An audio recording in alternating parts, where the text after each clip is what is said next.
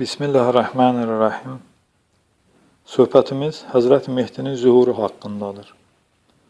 Həzrəti Mehdi bütün İslam təriqətlərində zühuru gözlənilən bir şəxsdir. Ona görə də bütün təriqətlərdə, o cümlədən Əhl-i Sünnə və Cəfəri məzhəblərində Həzrəti Mehdi haqqında olan məlumatları nəzərdən keçirdik. Əhl-i Sünnə mənbələrində Həzrəti Peyğəmbərdən gələn hədislərə əsaslanaraq müəyyən etmək olar ki, zuhur hicri qəməri təqvimi ilə 15-ci yüzilliyin əvvəllərində artıq baş vermişdir. Əhl-i Sünnə mənbələrində Həzrəti Mehdinin Məhəmməd əleyhissalamın nəvəsi Həzrət Həsənin nəslindən doğulacağı xəbər verilmişdir. Cəfəri məzhəbində isə Həzrəti Mehdinin 11-ci imam Həsən Əskərinin oğlu olduğu deyilir və belə qəbul edilir. Həzrəti Mehdinin şəxsiyyətini və zühurunu araşdırmaq üçün biz bu variantı seçdik. Yəni imamın qeybdə olduğu variantını. Həm də bu zaman Əhl-i Sünnə mənbələrində deyilənlər də özünü doğruldur. Çünki elə İmam Həsən Əskəri də Həzrəti Peyğəmbərin nəvəsi İmam Həsən Müstəbanın nəsli, yəni ikinci İmam Həsənin nəsli hesab edilir. Bunu qeyd edək ki, Həzrəti Mehdinin zühuru təkcə İslama sığmır. Bu dünyəvi bir məsələdir. Cəfəri məzhəblərində olan məlumatlara görə Həzrəti Mehdi hicri qəməri təqvimi ilə 255-ci il Şəban ayının 15-də İraqın Samirə şəhərində anadan olmuşdur. Həmin vaxtlar xaspərəstlikdə Qriqori təqvimi deyil, Yuli təqvimi istifadə olunurdu. Bu təqvimlə Həzrəti Mehdinin doğum günü 869-cu il iyul ayının 29-cu gününə təsadüf edir. Əslində Yuli təqvimi ilə Qriqori təqviminin fərqi azdır. Qriqori təqviminə çevirdikdə bu avqust ayının ikisinə təsadüf edir. Yəni, cəmi 3 gün fərq yaranır. Mənbələrdə deyilir ki, Həzrəti Mehdi təqib olunduğuna görə çox az insanlarla ünsiyyətdə olmuşdur. İmamda teleportasiya qabiliyyətinin olduğu deyilir. O, qeyblə dünya arasında xüsusi bir halda olmuş və təxminən 70 il bu cür bir həyat tərzi keçirmişdir. Ona görə də bu dövr Həzrəti Mehdinin həyatında kiçik qeyb dövrü adlanmışdır. Sonra böyük qeybə getmiş və bir zaman qayıdıb gələcəyini vəd etmişdir. İslamda bir çox təriqətlərdə bu versiya qəbul olunmur. Ancaq biz araşdırmaları bu versiyaların əsasında davam etdirdik. İmamın qeybdə olduğu variantını əsas götürərək, Quran-ı Kərimdə qeybdə olduğu xəbər verilən Peyğəmbərlərin kimliyini araşdırdıq. İlk diqqəti çəkən şəxs Həzrət Xızır oldu. Quranda Əl-Kəhf surəsində Həzrət Musa əleyhissalamla görüşən şəxsin təfsirçilər tərəfindən Xızır əleyhissalam olduğu söylənilir. Bəs Xızır kimdir? Xızır əleyhissalamın şəxsiyyəti həm Quran-ı Kərimdə, həm əvvəlki müqəddəs kitablarda sirli saxlanmışdır, açıqlanmamışdır. Ancaq bunun əksinə olaraq həyatda xüsusən türk-dilli xalqlar Xızır əleyhissalamı öz hamiləri hesab etmiş, klassik şairlər onu ölməzlik simvoluna çevirmişlər. Xızır harada yaşamış və harada qeybə getmişdir? İlk olaraq Xızır izində deyilən bir ziyarətgah diqqəti çəkdi. Bu ziyarətgah Azərbaycanda Siyəzən rayonunun ərazisində Xəzər dənizinə yaxın məsafədə Beşbarmaq dağında yerləşir. Dağ insan əlinə bənzədiyindən beşbarmaq adını almışdır. Xızır zində ifadəsi Xızır sağdır, diridir mənasını verir. İnanclarda deyilir ki, Xızır əleyhissalam bu dağda qeybə getmişdir. Xəzər dənizinin adı da Xızır adı ilə yaxınlıq təşkil edir. Tarixi mənbələrdə bəzən Xəzər dənizinin adı Xızır dənizi kimi qeyd edilmişdir. Bundan əlavə Azərbaycanda Xızı adlı bir rayon mövcuddur və bu rayonun mərkəzi Xızı şəhəri adlanır. Xızı rayonunda bu günə qədər Xızır əleyhissalamın doğum günü bayram şəklində qeyd olunur.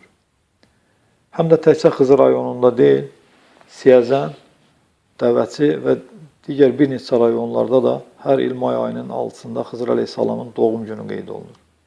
Məlumat üçün deyək ki, məsələn 2016-cı il may ayının 6-sında Xızır əleyhissalamın 5484 yaşı tamam olmuşdur. Bir çox xalqlarda, o cümlədən türk dilli xalqların bir çoxunda Xızırın doğum günü bu günə qədər qeyd olunmaqdadır. Göründüyü kimi Azərbaycanda Xızır adı ilə əlaqəli çoxlu toponimlər var. Bundan başqa Xızır Nəbi yaxud Xıdır Nəbi deyilən bir bayram da var ki, bu Xıdır ərəb əlifbasında zat hərfi ilə yazıldığına görə bəzən Xıdır Nəbi adlanır. Bu bayram Azərbaycanın müxtəlif bölgələrində Xızır Nəbi, Xızır İlyas, Xızır Əlləz, Xıdır Əlləz adları ilə qeyd olunur. Bu dəlillərdən belə nəticə çıxarmaq olar ki, Xızır əleyhissalam Azərbaycan ərazisində yaşamış və Xızır Zində adlanan məkanda qeybə getmişdir. Ancaq bu dəlillər Xızır əleyhissalamın şəxsiyyətini açmağa kifayət etmir. Quran-ı Kərimdə Əl-Kəhf surəsində də bu peyğəmbərin adı çəkilmir. Yalnız təfsirlərə əsasən Musa əleyhissalamla görüşən şəxsin Xızır olduğu aydın olur. Biz irəlidə Xızır əleyhissalamla bağlı söhbətə təkrar qayıdacağıq. Burada bir məqamı da nəzərə çatdıraq ki, bəzən İsa əleyhissalamın da qeybdə olduğu söylənir. İncil kitabında İsa Məsihin öldüyü xəbər verilir. Ancaq Quranda Nisa surəsində İsa əleyhissalamın ölmədiyi deyilmişdir. Eyni zamanda Ali İmran surəsi 55-ci və Maidə surəsi 117-ci ayələrdən belə nəticə çıxır ki, İsa əleyhissalam ölüm gördükdən sonra göyə qaldırılmışdır. Ümumiyyətlə, bu mübahisə doğuran bir məsələ olduğundan ayrıca bir söhbətin mövzusudur. Bu səbəbdən İsa əleyhissalamı araşdırmalara daxil etmədik. Quranda İdris əleyhissalamın da qeybdə olduğu xəbər verilir. Kitabda İdrisi də yad et.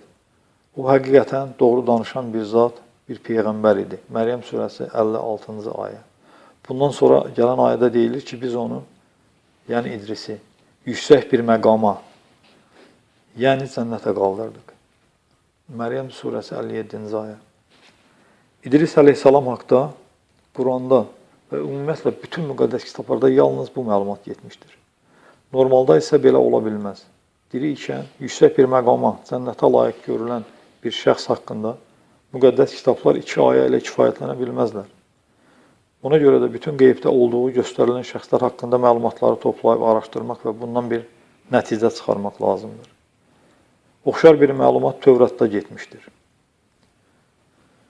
Orada belə deyilir: Hənux 365 il yaşadı. O Allaha yaxın idi, sonra qeyb oldu. Çünki Allah onu öz yanına götürdü. Tövrat, Yaradılış kitabı 5-ci fəsil 23-24-cü ayələr. Hənux peyğəmbər Nuh peyğəmbərin ulu babasıdır. Burada deyilir ki, Hənuxun oğlunun adı Mafusal idi. Mafusalın oğlunun adı isə Lamək olmuşdur. Laməkdən də Nuh törədi. Nuh əleyhissalam tufandan sonra ilk çıxdığı məkanın quru məkanın Ağrı dağı olduğu göstərilir. Tövratda verilən bu məlumatlar Quranda Məryəm surəsi 56-57-ci ayələrlə uyğunluq təşkil edir. Buradan belə bir nəticə çıxarmaq olar ki, Xızır, Hənux və İdris eyni bir şəxsdirlər. Xızır adı isə bu peyğəmbərin yaşadığı məkanın adı ilə bağlıdır. Ancaq məsələ bununla bitmir. Bir çox mənbələrdə Xızır əleyhissalamla İlyas əleyhissalamın eyniləşməsi faktına rast gəlirik. Novruz bayramını qeyd edən xalqların yaşadığı ərazilərdə Novruzdan əvvəl Xıdır Nəbi bayramı da qeyd olunur. Ancaq bəzi bölgələrdə bu bayram Xızır İlyas və yaxud Xızır Əlləz adı altında qeyd olunur və Xızırla İlyas eyniləşdirilir. Türk dilli xalqların qəhrəmanlıq eposu sayılan Dədə Qorqud dastanında da Xızırla İlyas eyniləşir. Bundan əlavə Türk dilli xalqların şifahi xalq ədəbiyyatında belə faktlara kifayət qədər rast gəlmək olar. Quranda İlyas əleyhissalamın adı 3 ayədə Ənam surəsi 85, Səffat surəsi 123 və Səffat surəsi 130-cu ayələrdə zikr edilmişdir. Səffat surəsi 123-cü ayədə deyilir: Həqiqətən İlyas da peyğəmbərlərdəndir. Mərhum akademik Ziya Bünyadov Vasim Məmmədəliyevlə birgə tərcümə etdiyi Quran-ı Kərimin şərhində yazmışdır. Səffat surəsi 123-cü ayədə İlyas adı yerinə bəzən Xızır və ya İdris gedir. Bakı Azərnəşr 1992-ci il, səhifə 691. Əhd-i Ətiq mətnlərində İlyas əleyhissalamın qeybə aparıldığı yazılmışdır. İlyas Peyğəmbər əmisi oğlu Əliyəsə Peyğəmbərlə getdikləri yerdə Həzrət Əliyəsənin gözləri önündə qeybə aparılmışdır. Onlar, İlyas və Əliyəsə söhbətləşərək yol ilə getdikləri zaman qəfildən odlu atlar qoşulmuş, odlu bir araba göründü. Onları biri-birindən ayırdı və İlyas qasırğa ilə göyə qaldırıldı. Bu məlumat Əhd-i Ətiq kitabının 2-ci Padşahlar 2-ci fəsil 11-ci ayəsində getmişdir. Məhəmməd əleyhissalam tərəfindən gələn hədislərə əsasən bilirik ki, Həzrəti Mehdi qiyamətdən qabaq zühur edəcək. Əhd-i Ətiqin tərkibinə daxil olan və Peyğəmbər Malaki tərəfindən yazılan kitabda Həzrəti İlyasın da qiyamətdən qabaq gələcəyi vəd edilmişdir və bu belə təsvir edilmişdir. Budur, Rəbbin o böyük və qorxunc günündən əvvəl mən İlyas Peyğəmbəri sizin yanınıza göndərəcəyəm. O ataların ürəklərini oğullara və oğulların ürəklərini atalara doğru yönəldəcək ki, mən gəldiyimdə yer üzünü lənətlə məhv etməyəm. Malaki Peyğəmbərin kitabı 4-cü fəsil 5-ci 6-cı ayələr. Bəzi xalqlarda, o cümlədən Azərlərdə Həzrət Xızırın vəd olunan gəlişini gözləmək bayramla müşahidə olunduğu kimi, Yahudilikdə də və xəspərəstlikdə də Həzrəti İlyasın vəd olunan gəlişini gözləmək İlyas günü adlanan bir bayramla müşahidə olunur. İlyas Peyğəmbərlə Rəsulullah soyundan olan Həzrəti Mehdi arasında əlaqə olub-olmadığını araşdırdığımız zaman maraqlı bir fakta rast gəldik. Həzrəti Mehdinin doğum günü ən mötəbər mənbələrdə Hicri 255-ci il Şaban ayının 15-i qəbul edilir.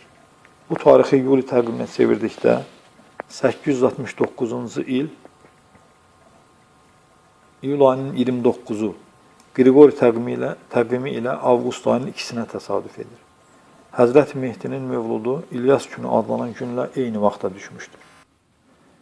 Yəni, bu günə qədər xristianlar və yahudilər İlyas gününü avqust ayının 2-sində hər il qeyd edirlər. Həmin dövrdə xristianlıqda Yuli təqvimindən istifadə edilirdi. Çünki hələ Qriqori təqvimi təsis edilməmişdi. Sonlara xristianlıqda Qriqori təqvimindən istifadə olundu. Hansı ki, bu gündə dediyimiz kimi istifadə olunan təqvim Qriqori təqvimidir. Bu fakt İlyas əleyhissalamla Həzrəti Mehdinin arasında bir əlaqənin olduğunu, yəni bunların eyni bir şəxs olduğunu sübuta yetirir.